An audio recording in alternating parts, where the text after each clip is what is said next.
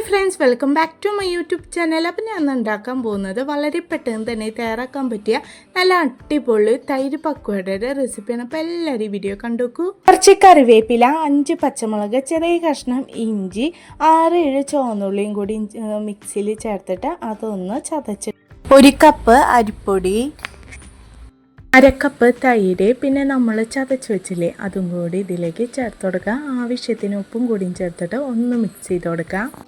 ഇതിലേക്ക് കുറച്ചായിട്ട് വെള്ളം ഒഴിച്ചിട്ട് നന്നായി ഒന്ന് മിക്സ് ചെയ്ത് കൊടുക്കുക. ഞാനിവിടെ ഒരു 1/2 കപ്പോളം വെള്ളം ഒഴിച്ചിട്ടുണ്ട് കേട്ടോ.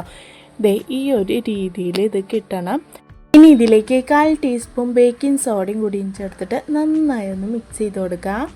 ഓയിൽ നന്നായി ചൂടായി വന്നിട്ടുണ്ട്. ഇനി ഇതുപോലെ ഒന്ന് നുള്ളി ഒന്ന് ഇട്ട് കൊടുക്കുക. ഇതാവുന്നത് വരെ തിരിച്ച് മറിച്ചൊക്കെ ഒന്ന് ഇട്ടിട്ട് ഫ്രൈ ചെയ്തെടുക്കുക കേട്ടോ.